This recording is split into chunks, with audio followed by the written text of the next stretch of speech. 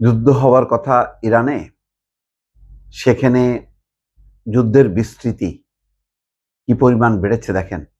এখন লেবাননে ইসরায়েলি বাহিনীর সঙ্গে হিজবুল্লাহর মুখোমুখি লড়াই হচ্ছে ভেতরে, এবং ইসরায়েলি বাহিনী টের পাচ্ছে যে একটা দেশের অভ্যন্তরে প্রবেশ করলে কি পরিণতি হয়।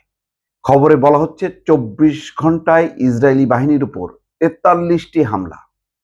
কিন্তু হিজবুল্লাহর কেউ মারা গেলে, ক্ষয়ক্ষতি হলে তার ধ্বংসচিত্র সাথে সাথে মানে লেবাননে প্রকাশ হয়, কিন্তু ইসরায়েলি বাহিনীর উপর যখন নাকি ধ্বংসযজ্ঞ চলে তখন তারা সেই খবর প্রকাশ করে না। এটা হচ্ছে তাদের একটা কৌশল, যাতে তাদের বাহিনীর মনোবল ভেঙে না যায়। এমনিতেই সেনা প্রধান বলেছে যে তাদের সামরিক বাহিনী ভেঙে যাচ্ছে রীতিমতো, কারণ এই লম্বা যুদ্ধের আর বহন করতে পারছে না সৈন্যরা। লেবাননের ইরানপন্থী সশস্ত্র গোষ্ঠী হিজবুল্লাহ দাবি করেছে গত 24 ঘন্টায় তারা ইসরায়েলি বাহিনীর বিরুদ্ধে মোট 43টি হামলা চালিয়েছে। এর মধ্যে লেবাননের ভূখণ্ডের ভেতরে থাকা ইসরায়েলি বাহিনীর উপর 26টি হামলা চালানো হয়েছে, আর বাকি 17টি হামলা চালানো হয়েছে ইসরায়েলের উত্তরাঞ্চলে।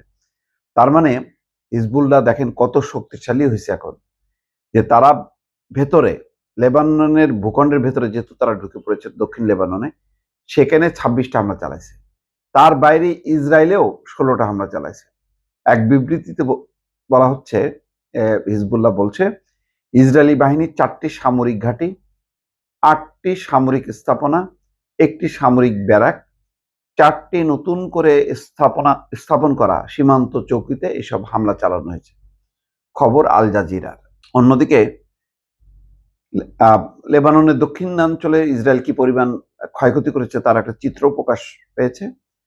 ইরানের পাশাপাশি লেবাননে হামলা চালাচ্ছে ইসরায়েলের সামরিক বাহিনী। মূলত ইরানপন্থী হিজবুল্লাহ সশস্ত্র গোষ্ঠী লেবাননে ইসরায়েলিদের প্রধান লক্ষ্য। লেবাননের দক্ষিণাঞ্চলে বড় পরিসরে হামলা হয়েছে। ইসরায়েলের হামলায় হুনায়েহ গ্রামের কয়েকটি ভবন ক্ষতিগ্রস্ত এবং ধ্বংস হয়েছে। সেখানকার ক্ষয়ক্ষতি এবং উদ্ধার কাজের ছবি এপি প্রকাশ করেছে।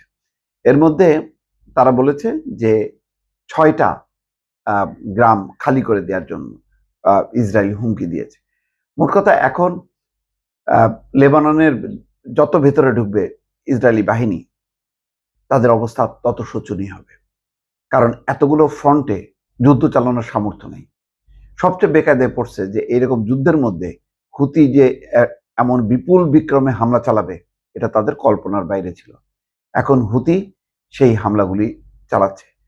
ইসরায়েল ত্রিমুখী, একদিকে ইরান, একদিকে লেবানন, আর আরেকদিকে ইয়েমেন থেকে, এই 3 দেশের আক্রমণে রীতিমতো জর্জরিত। তবে ইসরায়েল হলো খুব সফলভাবে যে কাজটা করতে পারছে, যে হামলার ফলে তাদের যে বিধ্বস্ত অবস্থা, মাঝে মধ্যে কিছু ছবি ফাঁস হচ্ছে, কিন্তু অধিকাংশ ক্ষেত্রেই তাদের ক্ষয়ক্ষতি সেগুলি তারা আড়াল করছে। দর্শক।